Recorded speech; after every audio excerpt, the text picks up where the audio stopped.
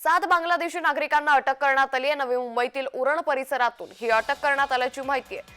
नवी मुंबईतील उरण परिसरातून पोलिसांनी 7 बांगलादेशी नागरिकांना अटक केली आहे। कुठल्याही वैध कागदपत्राशिवाय हे 7ही जण भारतात घुसखोरी करून बनावट कागदपत्रांच्या आधारे वास्तव्य करत होते आणि त्यांच्या विरुद्ध ही कारवाई करण्यात आली आहे। या संदर्भात अधिक माहिती घेऊयात आमच्या प्रतिनिधी कविता लोखंडे। कविता, नवी मुंबईतून 7 बांगलादेशी नागरिकांना अटक करण्यात आली आहे, काय अधिक माहिती?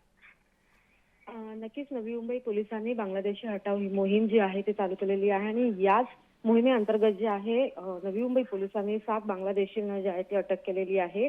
कुठलेही कागदपत्र नसल्याशिवाय जे आहे हे बांगलादेशी भारतामध्ये घुसखोरी करून राहत होते आणि उरणच्या द्रोणागिरी परिसरामध्ये गामी बिल्डर नावाच्या विकासकाच्या साईटवरती जे आहेत हे बांगलादेशी काम करत होते आणि बांगलादेशी हे कमी किमतीमध्ये काम करतात म्हणून यांना हे व्यावसायिक जे आहेत ते काम करण्यासाठी ठेवतात। एकंदरच नवी मुंबई पोलिसांनी या 7 बांगलादेशींना या गामी बिल्डरच्या साईटवरून ताब्यात घेतलेलं आहे आणि एकंदरच या विकासकाच्या कंत्राटदारावर काय कारवाई करणार आहे हे पाहणं देखील आता महत्त्वाचं ठरणार आहे। अंकिता, नक्कीच, त्यामुळे एकंदरीतच आता या पुढची कारवाई कशी असेल हे पाहणं महत्त्वाचं ठरेल। धन्यवाद कविता, आपण दिलेल्या सविस्तर माहितीसाठी।